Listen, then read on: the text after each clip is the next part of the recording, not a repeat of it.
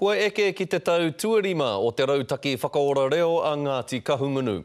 E rua te kaumātahi tau te mātāhau arikitanga o te kaupapa nei, ko Tātere McLeod, te pou toko reo o Ngāti Kahungunu, e te hoa e Tātere, tēnā rā koe. Kia ora te manahau. E hoa moroki nei, toko hia ngā uri o Ngāti Kahungunu e kōrero ana i te reo Māori. Ana e kōrero nei koe nei te tau tuarima mai te whakarewa tanga o te mahere rautaki. Ka mutu koe nei te tai mahi nui a mātou i te wane he arotaki i tērā mahere rautaki. Mā reira pē ki te ai ngā piki, ngā heke, ngā wāhi me whakapau o mātou kaha, wera mea katoa. Engari, o roto i te whānui o Ngāti Kahungunu, hari te me he huhuaro atu ngā kai kōrero reo, ngā kai kōrero Māori. Nā reira pēr taku mā harahara i tērā. Engari, mo te taha ki te kaunga o te reo, i roto i wēnei tau ruarua noiho nei ko taha ake nei, ko tino kaha ki atu te tau tokona o ngā kaupapa pēnei ngā kure reo a te taurewhiri, e Ngāti Kahungunu iwi. Ana kua kitea pēr he hua tō te whai te kaunga, kia kaunga tonu te reo. Nō reira, e mā harahara nau i tērā, i te mea ko putake ngā kōra te karauna, kei te haumate haere. Kia rangora rā no te reo ki ngā tiriti ki whanohe nei ki roto Ngāti Kahungunu, ka tahi pēau ka ki ko ōraro atu. E ono tau ki muri i ka puta te kōrero mo te ono te kau ōrau o ngā tamariki kōhanga reo, kāri i peka atu ki te kura kaupapa Māori. Kua rereke tērā huatanga i nai nei? I roto i te kaupapa a te kōhanga reo ki te Taraipuna o Waitangi, ko tino timata te mahitahi a Ngāti Kahungunu me te puari matu o te kōhanga reo.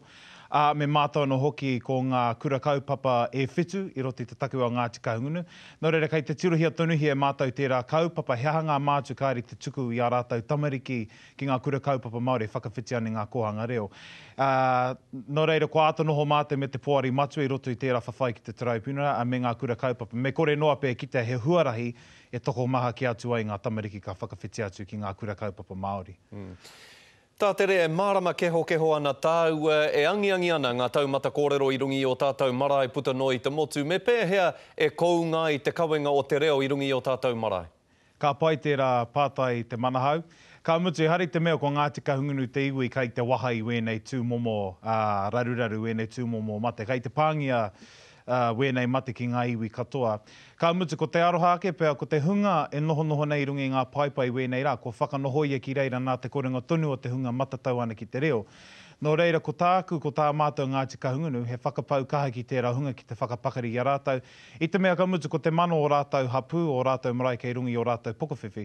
Ana, maroto mai ngā kaupapa pēnei i ngā kaupapa a te wānanga o te aroa, pēnei te pīnakitanga ki te reo kairangi, te panekiretanga, ngā kura reo a te taurawhiri.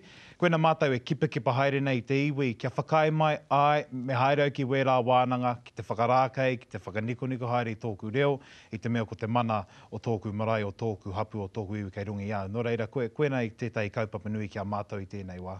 Ka rawe Tātere, ngā mihi nui kia koe mou i whakawātea mai a koe kia mātou o te karere, kia pai tō rā. Kia ora, tēnā koe.